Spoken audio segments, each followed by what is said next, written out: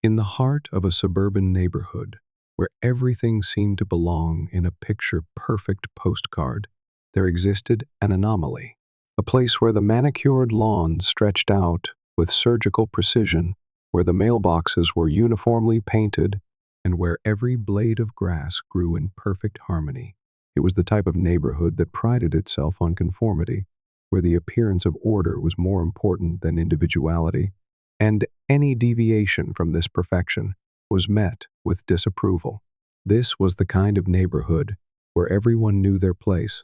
The neighbors had their unwritten rules, which were enforced with an iron fist by those who took it upon themselves to maintain the established order.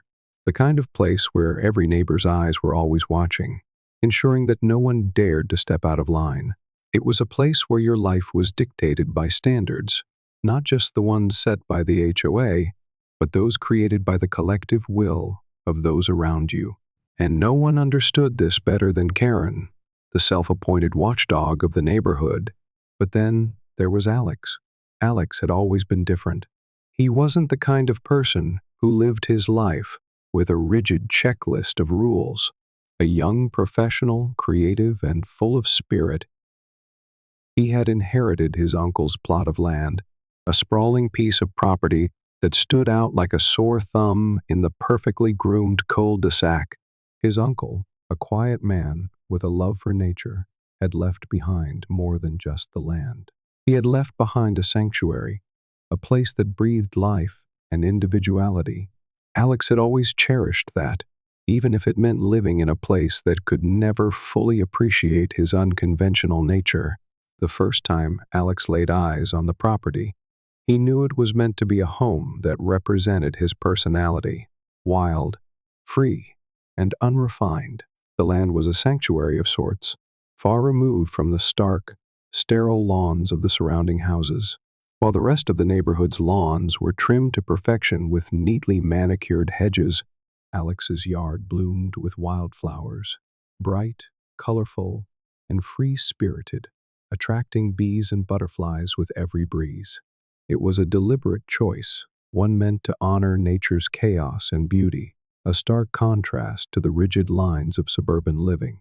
As Alex stood in the middle of his newly inherited garden, inhaling the scent of the flowers, the chirping of birds filling the air, he couldn't help but feel a sense of peace wash over him. He was finally home. The house itself was modest, nothing extravagant, but it was his, and that made it special. It wasn't about what the house looked like on the outside.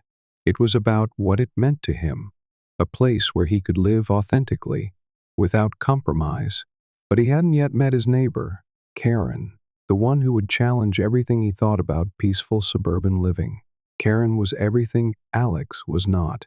Where Alex was relaxed and carefree, Karen was uptight and controlling. Where Alex saw beauty in natural chaos, Karen saw disorder. She had lived in the neighborhood for years and considered herself the enforcer of its unwritten code of conduct. With a clipboard always in hand, her eyes scanned every yard with the precision of a hawk. No blade of grass was allowed to grow too high. No flower was permitted to bloom out of place. Karen was a creature of perfection, and she believed that perfection was non-negotiable. When Alex moved in, Karen immediately took note of him. He didn't fit the mold of the perfect neighbor, and that was a problem. His wildflower garden was the first offense, according to her. She didn't see it as a peaceful haven for bees or a beautiful tribute to nature. To Karen, it was an eyesore, a chaotic mess that didn't belong in her picture-perfect neighborhood. She immediately set to work, trying to correct his garden, sending him notes about the supposed weed infestation that needed to be dealt with.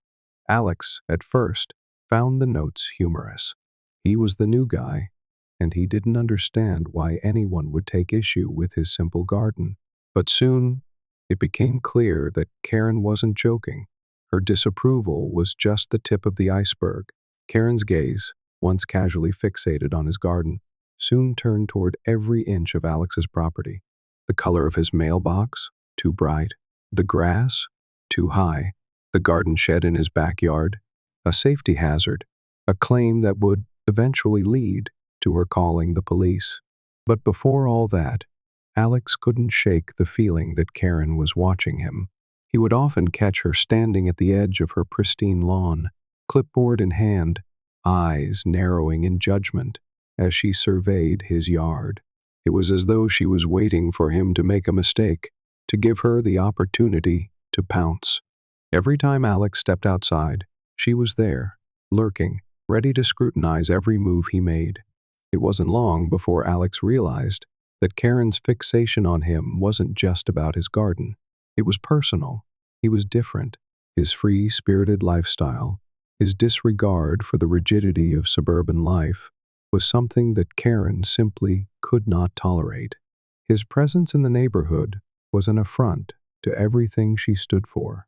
She couldn't accept the fact that someone like Alex had the audacity to live outside the rules, a living testament to the beauty of imperfection. One sunny morning, as Alex sipped his coffee on the porch, watching the birds flit about, he noticed something strange. A police car had pulled up to his driveway. A uniformed officer stepped out and approached him cautiously, his eyes scanning the yard. Confused, Alex stood up and greeted him.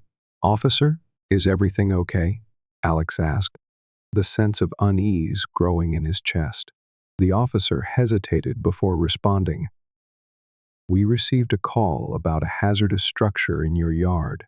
Alex blinked, taking in the sight of his quaint little garden shed. It was an old thing, certainly nothing to call a hazard, and definitely not worth involving the police. But then it hit him. Karen had called 911. She had actually called the police on him over his garden shed. It was absurd, and yet it made perfect sense.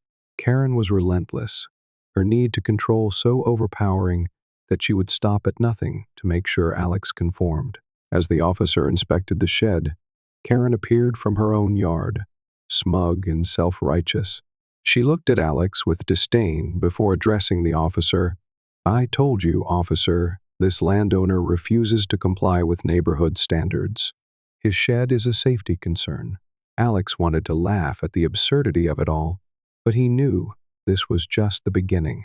Karen's campaign against him had officially begun, and he had no idea just how far it would go.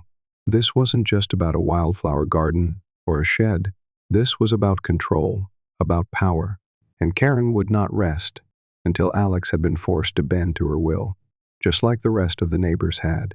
Karen's obsession with Alex wasn't immediate, but once it ignited, it spread like wildfire, consuming every aspect of his life. It started small, a passing comment here, a disapproving glance there, but soon the quiet, persistent hum of judgment turned into a loud, unrelenting assault. Karen, the self-appointed enforcer of the neighborhood standards, couldn't stand Alex's refusal to conform. His mere existence, in her eyes, was an affront to the delicate order she had worked so hard to create. At first, it was his wildflower garden that drew her ire. To Karen, the vibrant colors of the daisies, sunflowers, and lavender were a glaring violation of the pristine, uniform lawns that stretched endlessly in the neighborhood. She saw the mess of nature as an eyesore, a weed infestation, as she put it. In her mind, the neighborhood was a model of perfection, and Alex's yard was a glaring imperfection, one that needed to be corrected immediately. It wasn't just a matter of aesthetics to Karen. It was about control. She had spent years cultivating an image of superiority within the neighborhood, and she wasn't about to let some carefree newcomer disrupt it. So, she began leaving notes on Alex's door, one after another, each more condescending than the last. "Please remove your weed infestation," one read. "Your mailbox is an eyesore to the community." Another. She even included a list of acceptable flower types, with no explanation of why those were preferable to others. Alex, at first, found it all rather amusing. He would laugh to himself and roll his eyes after reading each note. He was used to people not understanding his choices, but this felt different. This was a personal attack, a direct challenge to the way he wanted to live. He even taped a few of the notes to his refrigerator, a mocking reminder of Karen's misplaced sense of authority. But Karen didn't stop there. She wasn't content with passive-aggressive notes on his door. She wanted action. And so, she escalated her campaign against him, each complaint more absurd than the last. Her next move was a bold one. She called the city's Department of Environmental Health, filing a formal complaint about his garden. She claimed that his wildflower garden was a breeding ground for pests and that it was a safety hazard. A city inspector was dispatched to assess the situation, and Alex greeted him with a mix of confusion and frustration. The inspector was polite, but clearly skeptical, especially when he saw the well-maintained garden. "This is environmentally beneficial," he said, after inspecting the plants. "It's a pollinator habitat. It's actually helping the local ecosystem." But Karen's relentless nature was undeterred. She wasn't one to take no for an answer, especially not from someone who didn't share her vision of order. When the inspector left, she immediately filed another complaint, this time about Alex's garden shed. She claimed that it was a hazardous structure, though Alex had never once seen it as anything but a charming little place to store his gardening tools. The tension between Alex and Karen began to mount, reaching a boiling point one sunny morning. Alex had just settled onto his porch with a cup of coffee, savoring the quiet morning and the chirping of the birds, when he noticed a police car slowly pulling into his driveway. His heart skipped a beat as a uniformed officer stepped out of the car and approached him. "Can I help you, officer?" Alex asked, a sense of dread creeping up his spine. "We received a call about a hazardous structure in your yard," the officer explained, glancing at the garden shed. Alex blinked, stunned by the absurdity of it all. He turned to look at his shed, a small, well-kept structure that had been in the yard for years. It was barely bigger than a garden tool storage unit. "Officer, are you serious?" he asked, shaking his head. The officer hesitated, clearly uncomfortable with the situation, but Karen's voice cut through the silence like a knife.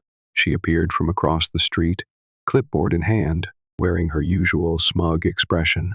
"I told you, officer," she said, her tone dripping with self-righteousness. "This landowner refuses to comply with neighborhood standards. His shed is a safety hazard." Alex couldn't help it. A burst of laughter escaped him, the ridiculousness of the situation overwhelming him. But as he looked at the officer's serious expression, he realized that Karen wasn't just causing trouble for him, she was actively trying to ruin his life.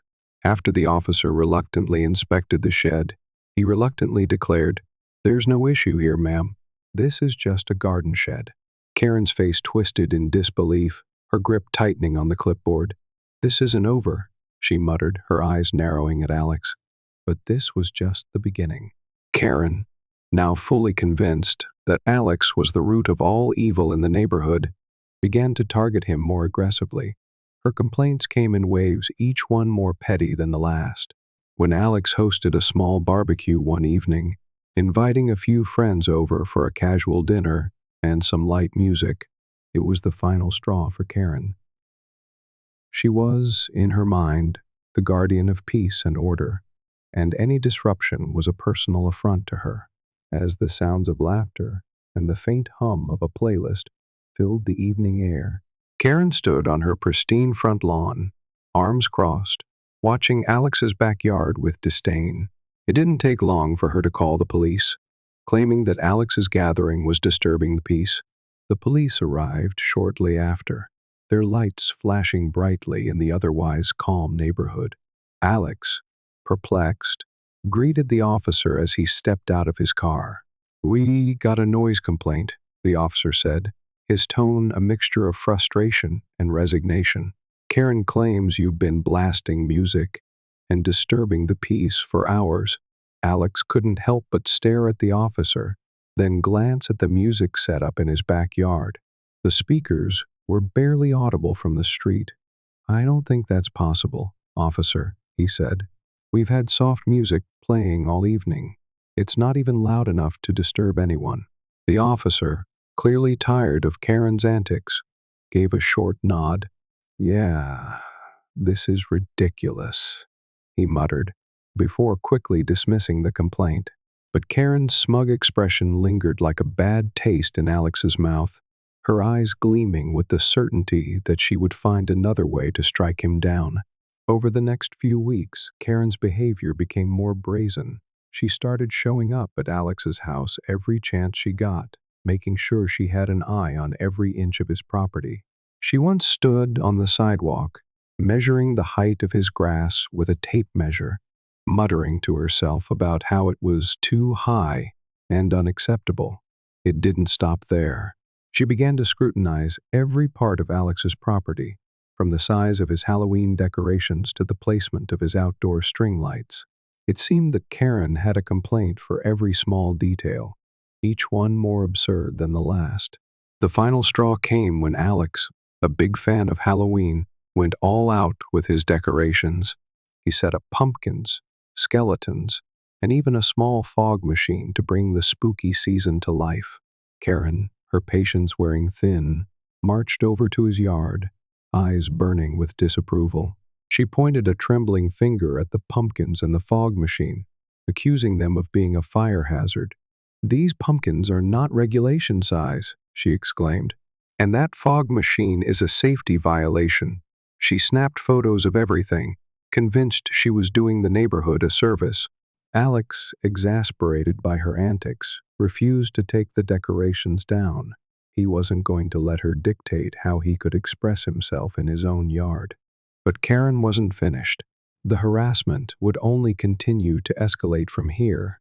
In the quiet, perfect suburban neighborhood, Karen's reign of petty tyranny was just beginning. And Alex, the carefree outsider, was beginning to realize that he had no choice but to fight back. Alex's life had always been a series of relaxed moments, spent savoring the peace of his wildflower garden, sipping coffee on his porch, and enjoying the company of friends and neighbors. But ever since he'd stepped into the suburban battlefield, that was his new neighborhood, that peace had been replaced by an unrelenting barrage of complaints. Karen had made it her personal mission to rid the neighborhood of anything she deemed imperfect, and Alex had quickly become her prime target. At first, the complaints were minor, notes on his door, a phone call here and there. But with each passing day, Karen's actions became more overt and more ridiculous. It was as though she thrived on making life difficult for him. And yet, she had no idea who she was really dealing with. The first major confrontation had come when Alex hosted a simple barbecue with a few friends. The evening was nothing special, just some grilled burgers and cold drinks, surrounded by the sound of soft laughter and quiet music. For Alex, it was a way to unwind after a long week, to build connections with his neighbors, and enjoy the warm, golden light of a late summer evening. But for Karen, this innocent gathering was a direct violation of everything she stood for. Her eyes had been watching from her perfectly manicured front yard, and as soon as she heard the faint hum of music drifting over the fence, she knew she had found her next target. At first, the music had been soft, just enough to set a mood, but never enough to disturb the peace. The neighborhood was quiet, but it wasn't silent, and Alex's modest gathering wasn't even close to being a disruption. But Karen, always looking for an opportunity to flex her power, saw it differently. As Alex flipped burgers on the grill, a police car pulled up to his driveway. The flashing lights caught his attention before the officer even stepped out. Alex furrowed his brow, confused as he approached the officer. "We've received a noise complaint," the officer said, his tone slightly annoyed, but professional. "Karen over there," he nodded toward the sidewalk where Karen stood, arms crossed, wearing her signature disapproving scowl, claims that the noise has been going on for hours. Alex could hardly believe what he was hearing. "Officer," he began, a smile of disbelief tugging at his lips. "We're playing soft music. It's barely audible from the street." The officer didn't seem convinced, and Karen seized the moment, stepping forward with a triumphant look on her face. "They've been blasting music all evening," she declared, her voice ringing out with feigned outrage. "It's a public disturbance." The officer looked over at Alex, clearly frustrated with the situation, and then turned back to Karen. Ma'am, this is not a noise violation. The music is not loud enough to be considered disruptive. Karen's face twisted, her self-righteousness faltering for just a moment before she huffed in frustration. With a dramatic eye roll, she stepped back to her sidewalk post. Alex, realizing this was just another of Karen's petty antics, tried to laugh it off, but he knew deep down this was far from over. Karen was relentless, and every minor complaint she could dream up was one more brick in the wall. She was building to isolate him from the neighborhood. But the complaints didn't stop with the barbecue. No, Karen's obsession with Alex's nonconformity quickly spiraled into something far more absurd. Within the week, she had filed another complaint, this time about Alex's wildflower garden. She accused him of creating a breeding ground for pests, claiming that the flowers were attracting insects that could spread to other properties, as though his garden, full of bright colors and buzzing bees, was a plague waiting to descend upon the neighborhood. A city inspector was dispatched once again, this time to assess the supposed pest problem. When he arrived, Alex greeted him with a mix of curiosity and irritation. "Is everything all right, officer?" he asked, trying to gauge whether this complaint was as ridiculous as the last. The inspector, after a careful examination of the garden, seemed perplexed. "There's no issue here," he said after a few moments. "The garden is fine. In fact, it's beneficial to the local ecosystem. Bees are good for pollination, and the flowers are part of a natural habitat." He paused, his brow furrowing as he glanced at the property. This complaint is completely unfounded. Karen, once again, was furious. She couldn't stand the thought that her precious neighborhood might actually benefit from Alex's garden. So, she resorted to more extreme measures. She began taking pictures of the garden, measuring plants, and jotting down notes, always keeping a watchful eye from across the street. It was as if she saw Alex's property as a battleground, one she was determined to win. And in her mind, every flower that bloomed was a personal defeat. It wasn't long before Karen found her next target, Alex's Halloween decorations. Alex had always loved the spooky season. As a child, he had fond memories of decorating his house with pumpkins, skeletons, and cobwebs. Now, as an adult, he continued that tradition, going all out with his decorations every year. He set up a series of pumpkins along the porch, strung up lights, and even set up a small fog machine for dramatic effect. The neighborhood kids loved it, and Alex enjoyed the playful atmosphere it brought to the otherwise quiet streets. But Karen, of course, couldn't let that pass without making an issue of it. She marched over to his yard one afternoon, her clipboard firmly in hand, her eyes scanning every inch of the decorations as though they were evidence of a crime scene. Her gaze locked onto the pumpkins, then the fog machine. "These pumpkins are not regulation size," she declared, pointing an accusing finger at the large, exaggerated gourds on Alex's porch. "And that fog machine? It's a fire hazard." She snapped pictures, each one more absurd than the last, convinced she had uncovered another transgression in the neighborhood's sacred code. Alex stood frozen, staring at Karen as she made her demands. He couldn't believe what he was hearing. "Karen," he said, his voice calm but firm, "there's nothing wrong with the pumpkins or the fog machine. It's Halloween." But Karen wasn't listening. "I'm calling 911, she said, her voice filled with self-righteous indignation. "This is a safety violation." And that's exactly what she did. Once again, Alex found himself facing the absurdity of the situation when a police officer showed up at his door in response to Karen's latest complaint.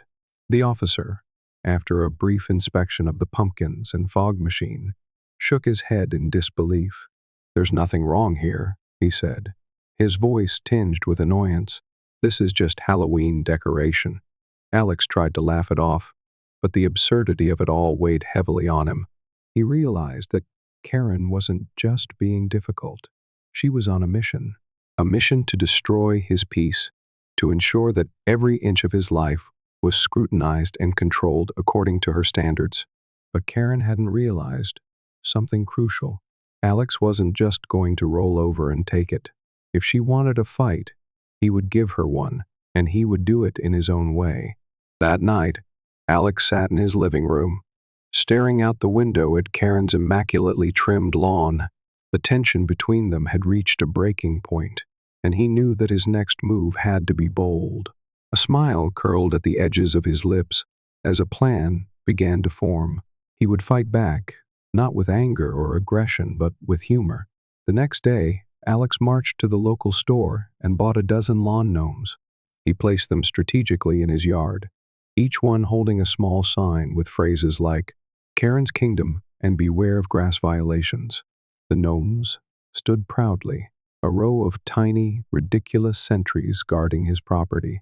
It didn't take long for the neighborhood to take notice. The gnomes became a source of amusement for Alex's friends and neighbors, and a mocking symbol of Karen's obsessive control. But for Karen, the gnomes were nothing short of an insult. They mocked her authority, her power, and her ridiculous complaints. When Karen saw the gnomes for the first time, she marched across the street, her face flushed with anger. "This is harassment," she yelled, her voice shrill.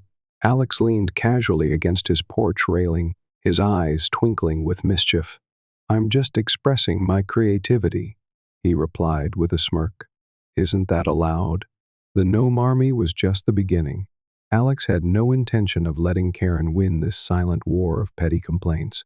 He was ready to fight back, and this time he was going to enjoy every moment of it. The morning after Alex had set up his lawn gnome army, something unexpected happened. He had anticipated that Karen would be furious, but what he hadn't expected was the ripple effect it would have across the neighborhood. It started with a few curious glances, then quiet chuckles. By mid-afternoon, Alex's yard had become a sort of local spectacle, drawing the eyes and attention of his neighbors. Some were amused by the absurdity of it all. Others found themselves quietly nodding in solidarity. For the first time since Alex had moved in, people were beginning to notice that maybe, just maybe, Karen's reign of petty tyranny was no longer something that had to be tolerated. The gnomes, ridiculous as they were, became a symbol not just of Alex's defiance, but of the growing discontent that had been brewing among the residents of the neighborhood for years. For so long, Karen had been the silent ruler, manipulating the quiet, unsuspecting community with her self-imposed standards. But Alex had thrown a wrench in that machine, and now it was starting to break down. At first, it was just little moments of support, a quiet wave from a neighbor across the street, a few neighbors laughing as they passed by on their daily walks, pointing at the gnomes in amused disbelief. Alex didn't pay them much attention at first, thinking it was just a fleeting reaction, a brief moment of humor in an otherwise tense situation. But soon, those small gestures turned into something bigger. One morning, Alex was in his garden, trimming the edges of his wildflower garden, when Tom, the retired engineer from next door, approached him. Tom was a quiet man, someone who had always kept to himself, spending most of his days in his garage or in his backyard. He had never spoken much to Alex, and certainly not about anything as personal as the neighborhood's politics. But today, Tom stopped in front of Alex's garden and gave him a long, appraising look. "You know," Tom said, his voice low but steady, "I've been living here for 20 years, and I've seen Karen go after more people than I care to remember. She's always been like this, always ready to call out someone for breaking the rules." He paused, rubbing his chin. "I like what you're doing. It's about time someone stood up to her." Alex blinked in surprise. He wasn't sure what he had expected, but this wasn't it. "I didn't realize you were interested in standing up to her," Alex said, trying to hide his surprise behind a smile. Tom chuckled, a soft, knowing sound. "Well, you might be surprised. Karen's been a thorn in everyone's side, but I guess we were all too afraid to do anything about it." He leaned in, lowering his voice. "You've got something that a lot of people here don't have: courage and maybe a little bit of humor, you're doing what most of us have been too scared to do. For the first time, Alex felt like he wasn't alone in this fight. Tom wasn't the only one who had been silently suffering under Karen's rule. The more Alex thought about it, the more he realized that others had to have been quietly resentful of her petty enforcement. They just needed someone to start the rebellion, someone to show them it was okay to push back. In the following days, Tom wasn't the only one to approach Alex. Slowly but surely, more and more neighbors began to speak up. Miss S. Green, the elderly widow across the street, knocked on Alex's door one afternoon, bringing with her a plate of freshly baked cookies. It was a gesture of kindness, but also something more, an olive branch extended in the midst of growing unrest. "Alex," Mrs. Green said, after they'd exchanged pleasantries, and she had offered him the cookies. "I've been watching you, and I have to tell you, I've had enough of Karen's nonsense. She's tried to get my bird feeders removed because, according to her, they attract too many pigeons. Can you believe that?" She let out a soft laugh, but there was a flicker of something darker in her eyes. "You're not the only one she's been harassing. I've just been too scared to speak up." Alex felt a surge of gratitude toward Miss S. Green. It wasn't just her willingness to stand up for him. It was her admission that she wasn't alone, that she, too, had been living under the shadow of Karen's control. The more Alex spoke to his neighbors, the more he realized just how much they had suffered in silence. They all felt the pressure of Karen's endless complaints and rules, but none of them had ever had the courage to challenge her until now. It wasn't long before the neighborhood started to feel a shift. Conversations that had once been whispered behind closed doors were now taking place openly. Neighbors who had previously been passive began to find their voices. The spark Alex had ignited was growing into a flame, and the community was beginning to rally together. One evening, when Alex was sitting on his porch, he noticed a few of his neighbors standing together across the street, speaking in hushed tones. It was Tom, Miss S. Green, and a few others, people who had never spoken to Alex directly before, but now seemed to be united in some unspoken cause. They weren't just whispering, they were plotting, gathering, strategizing. A few days later, Alex received a call from Tom. "I've been documenting everything," Tom said, his voice low but urgent. "The things Karen has done over the years, all the ridiculous complaints she's made, all the time she's tried to enforce rules that don't even exist. I've got footage of her measuring people's lawns at 6 in the morning. I've been collecting it for years, just in case something like this ever happened." He paused, his voice thick with resolve. "It's time we expose her for what she really is." Alex felt his heart race. This was bigger than he had imagined. This wasn't just a neighborhood squabble anymore. This was a movement. The more evidence they gathered, the more Alex realized they weren't just fighting for his peace. They were fighting for everyone who had suffered under Karen's rule.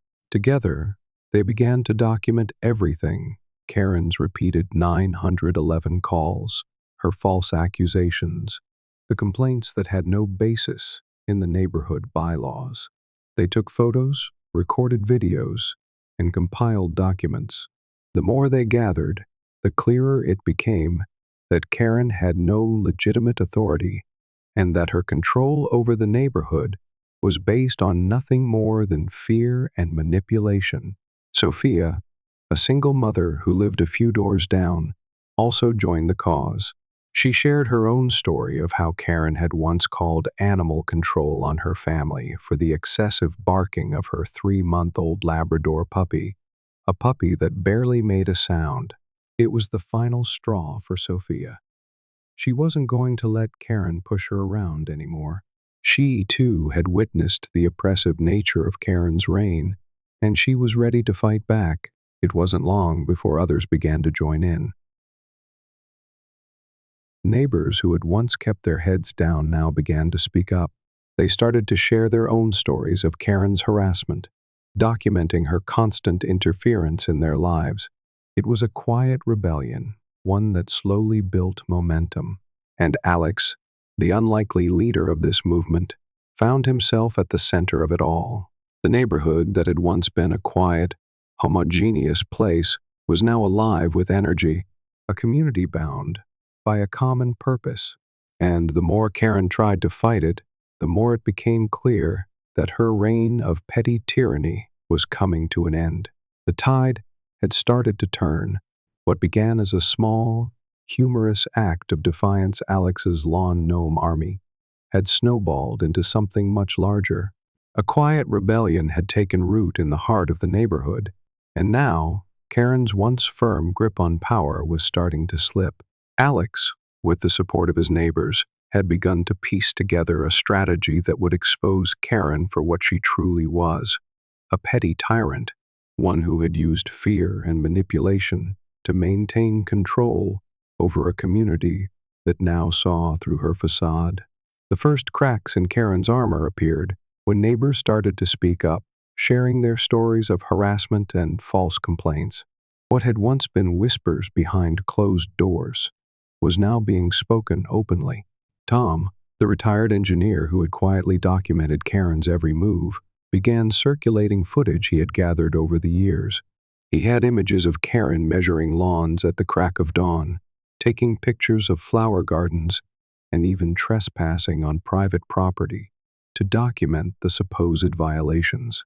For years, Karen had gotten away with it, her power unchecked, because everyone had been too afraid to challenge her.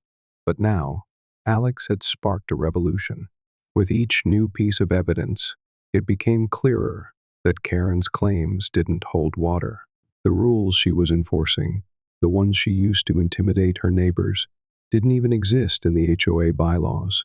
They were figments of her imagination, arbitrary and self-imposed, used to control everyone around her.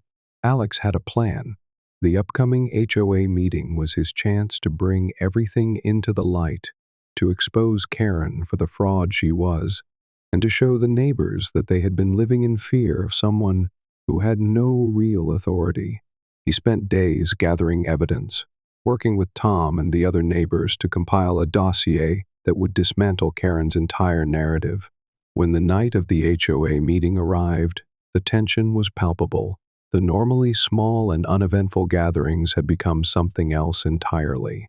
This meeting wasn't about neighborhood concerns like tree trimming or sidewalk repairs. This was the showdown, the moment where Alex would take the fight to Karen, armed with the truth. Alex sat quietly at the back of the room, his heart pounding with a mixture of anticipation and nerves. The room was packed, the atmosphere charged with a sense of expectancy. The usual crowd of retirees and quiet neighbors sat in their seats, but there was a difference tonight. They were no longer the passive observers of Karen's reign. Tonight, they were ready to take action. Karen strode into the room, her presence as commanding as ever. She walked with the confidence of someone who believed she was above reproach, clipboard in hand, ready to address what she thought would be a room full of people, still willing to bow to her every whim. The moment she entered, a hush fell over the crowd. She smiled smugly, her eyes scanning the room as she made her way to the front. Alex watched as she set up her projector, preparing to give yet another lecture about neighborhood violations. He could see it now, her usual scornful demeanor, the exaggerated accusations about the wildflower garden, the string lights, the Halloween decorations. The familiar cycle was about to repeat itself, but this time it would be different. The meeting began like any other, with Karen launching into her usual diatribe. She talked about how the standards of the neighborhood were slipping, how people like Alex were a threat to the harmony of their community. "We cannot allow this neighborhood to fall into chaos," she said, her voice stern and commanding. "We need to maintain order. There are rules, and they must be followed." Alex could feel the weight of the moment pressing down on him. His hand shook slightly as he gripped the folder of evidence in his lap. He knew it was now or never. He stood up, cutting through Karen's lecture like a knife through silk. "Karen," he said, his voice steady but loud enough to command attention. The room went silent as everyone turned to look at him. "You've made a lot of accusations about my property, but I think it's time we address something more important." It's time we talk about the truth behind your so-called rules. The room held its breath. Karen's smile faltered slightly, but she quickly recovered, crossing her arms defensively. "What are you talking about, Alex?" she asked, trying to sound calm, but failing to hide the irritation in her voice. "I'm just trying to protect the standards of this community." "No, Karen," Alex replied, his voice growing more confident with each word. "You've been making up rules to control people, and I have the proof." He walked to the front of the room, placing the folder of evidence down on the table. With a steady hand, he began flipping through the papers, each one revealing a new piece of the puzzle. "These are the original HOA bylaws," he said, holding up a sheet of paper for everyone to see. "And guess what? Half of the rules you've been enforcing don't even exist." Gasps rippled through the room as the crowd began to murmur.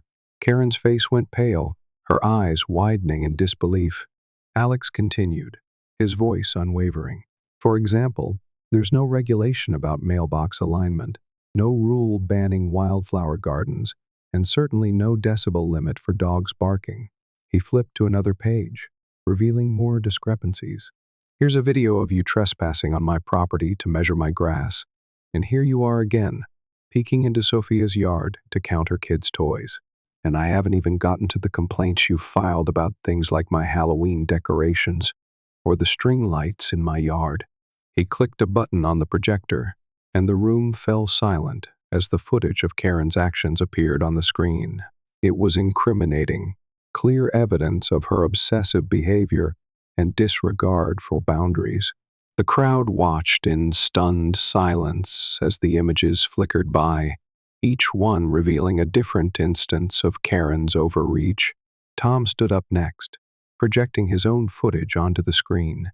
The video showed Karen measuring the height of a neighbor's grass at 6 a.m., her silhouette cast in the early morning light as she trespassed without permission.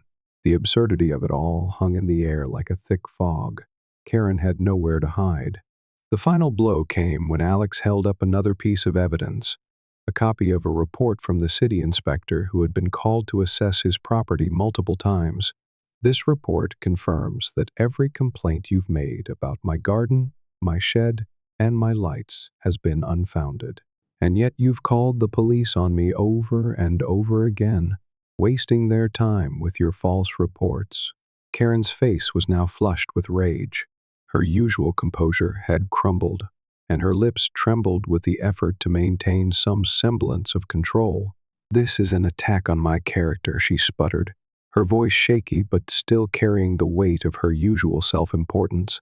"I've only ever acted in the best interest of this community." But Alex wasn't finished.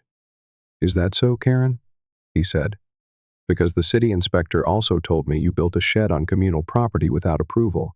Funny how you're so strict about following the rules for everyone else. But when it comes to you..." He let the sentence trail off, the implication clear to everyone in the room. Mrs. Green stood up next, holding up her phone. "And let's not forget," she said, her voice calm but cutting, "the time you tried to have my bird feeders removed. You claimed they were against policy, but there's nothing in the bylaws about bird feeders. Nothing at all." One by one, the neighbors began to speak up, sharing their own stories of Karen's harassment. The more they spoke, the more Karen's credibility crumbled. The room that had once been filled with fear and uncertainty was now brimming with voices raised in defiance. Then, the final blow came. The local police officer who had been called to the neighborhood on multiple occasions to respond to Karen's false reports entered the room. "Karen," the officer said, his voice flat with frustration, "we need to have a word." The room fell silent as the officer stepped forward. "You've been misusing emergency services with your constant 911 calls. This is a formal warning. If you continue to make false reports, you'll be facing legal consequences." Karen's face turned a deep shade of red, and she staggered back, her expression one of disbelief and humiliation. For the first time in years, she was no longer in control. As the officer issued his warning, the crowd erupted into applause. Alex had done it. He had exposed Karen for what she truly was, and the neighborhood had rallied behind him, united in their determination to reclaim their peace. Karen stood frozen, her eyes wide with shock. Her reign of petty tyranny had ended, and as the applause died down, she stormed out of the room, muttering angrily to herself. It was over. The neighborhood had finally taken back control. The neighborhood had never seen a meeting like this. What started as a simple HOA gathering quickly turned into an explosive confrontation. With Karen's false reports exposed, her credibility lay in tatters. The moment the local police officer had issued his warning for misusing emergency services, something in the room shifted. The tension that had once gripped the residents like an invisible force suddenly began to dissipate. For years, Karen had ruled over the community with an iron fist, using her power to manipulate, intimidate, and isolate anyone who dared to live outside her rigid vision of perfection. But now, standing in front of a room full of witnesses, her false accusations had been laid bare for all to see. Karen was no longer the fearsome enforcer. She was a fraud, exposed for everyone to see. The applause in the room was thunderous, the sound of neighbors finally finding their voices, no longer afraid to stand up to the woman who had terrorized them for so long. Karen's once imposing presence had been reduced to nothing more than an embarrassing memory. The finality of the moment hung in the air like a heavy fog. For the first time, Karen was powerless. She stood there, frozen, her face flushed with anger, her lips trembling. It was as if the reality of what had just happened hadn't fully registered yet. She opened her mouth, trying to regain her composure, but no words came out. There was nothing she could say that would undo the damage. And then, like a predator retreating to its lair, she stormed out of the room, her footsteps loud and heavy against the floor. The moment she left, the room erupted in cheers. Neighbors who had once whispered their frustrations behind closed doors were now celebrating, a sense of victory in the air that was almost palpable. But while the applause and excitement rippled through the room, Alex stood quietly at the back, watching Karen's departure. He hadn't expected this level of unity. He hadn't realized how many others had suffered at her hands, how many had been waiting for the moment when someone would stand up to her. This wasn't just his victory, it was the neighborhood's. The days that followed were a whirlwind. With Karen gone, the atmosphere in the neighborhood began to shift. No longer did the air feel thick with tension and fear. No longer were people second-guessing their every move, wondering if Karen was lurking around the corner, ready to call the police on them for a misplaced flower or a slightly too loud conversation. People started talking more freely, sharing stories, and laughing without the looming presence of Karen's judgment hanging over them. The small, subtle changes were everywhere. Lawns grew a little wilder, flowers bloomed in places they hadn't before. People put up decorations for the holidays without fear of them being deemed a safety hazard. There was a newfound sense of freedom, one that hadn't existed for years. But as the neighborhood began to breathe again, Karen's fate was sealed. Her property, once the picture of suburban perfection, had begun to deteriorate. It started with the small things. The perfectly manicured lawn became overgrown. The flowers that once lined her garden had wilted and turned brown, the edges of her yard no longer crisp and precise. Her once pristine mailbox sagged at an odd angle. Her front porch, which had always been immaculate, now looked neglected. Neighbors began to notice the changes as they walked past her house. At first, it was subtle, just a few stray weeds creeping through the cracks in the sidewalk. But then, as days turned into weeks, the decline was undeniable. Her house, once the jewel of the street, was now a shadow of its former self. The once immaculate garden had become a neglected mess, the flowers now tangled in a chaotic, wilting heap. It was clear to everyone what was happening. Karen was in retreat, and she was doing it on her own terms. The irony wasn't lost on anyone. The woman who had spent so much time policing the perfection of others, demanding that every blade of grass be perfectly aligned, was now watching her own world fall apart. One evening, as Alex stood in his garden, enjoying the peaceful hum of his wildflower garden and the occasional chirp of a bird in the distance, he saw it. A for sale sign had been staked in Karen's yard. It wasn't subtle. It was bold, in bright red letters, a declaration of her departure. The sight of the sign stirred something in Alex. There was no satisfaction in seeing her leave, just a quiet relief. He had fought for this, not just for himself, but for every neighbor who had suffered under Karen's tyranny. Her departure was a victory, but it wasn't a celebration. It was a return to normalcy, to peace. As the moving truck pulled into Karen's driveway a few days later, Alex couldn't help but feel a twinge of bittersweet nostalgia. The neighborhood had changed. It wasn't just the wildflower garden, or the lawn gnome army, or even the victory over Karen. It was the people. They had come together, united by a common cause.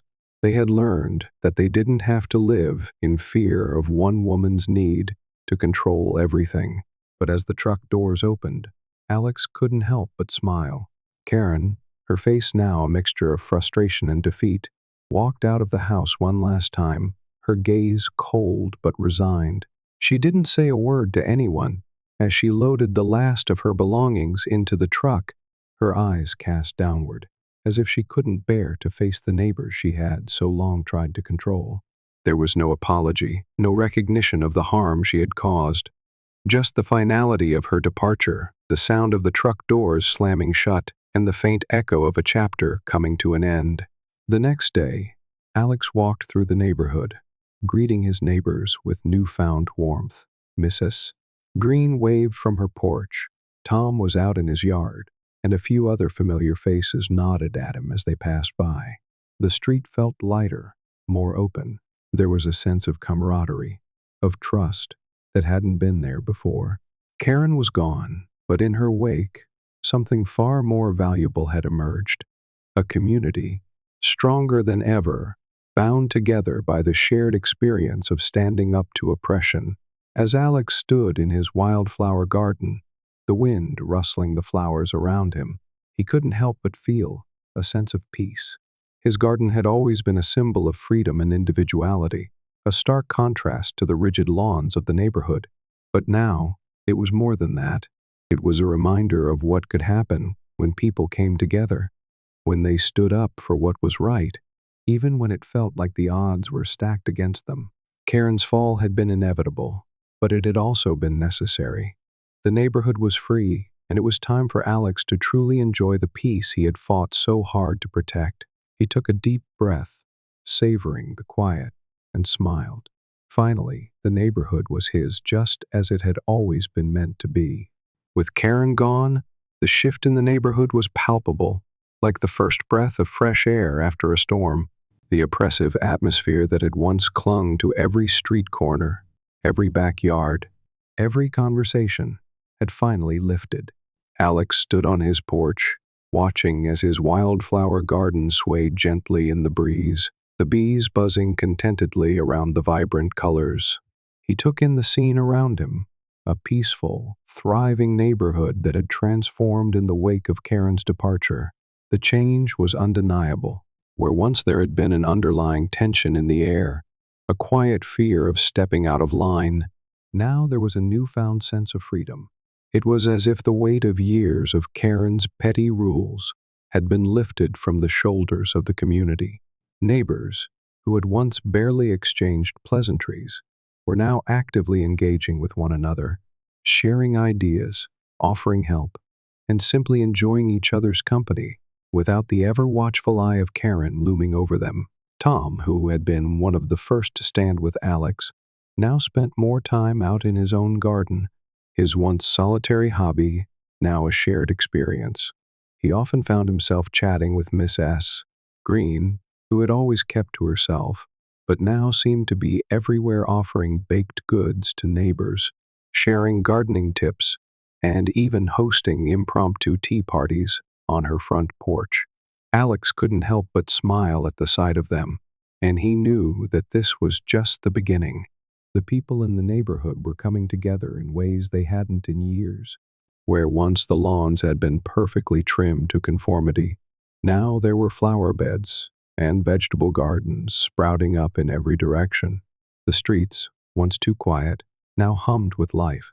Kids played in yards where their parents once worried about violations, and spontaneous block parties became a common occurrence. The creativity that had been stifled under Karen's reign was now flourishing, and it wasn't just in the gardens. People were expressing themselves in ways they had never dared before. One afternoon, as Alex sat on his porch, he saw a family across the street decorating their house with bright, colorful streamers for the first time in years. The pumpkins they had placed on their front steps were far larger than the regulations allowed, but this time, no one cared.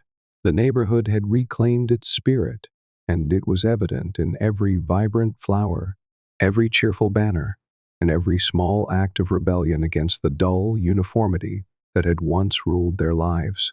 But it wasn't just the gardens or the decorations that had changed.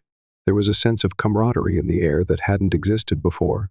Neighbors who had once avoided each other now met in the middle of the street to chat. People began to share stories of their lives, stories of their hopes, their struggles, and their dreams. It was as if, in the absence of Karen's watchful eye, everyone felt safe enough to be themselves again. The neighborhood had become a community in the truest sense of the word. Alex, though, remained a humble figure in the center of it all.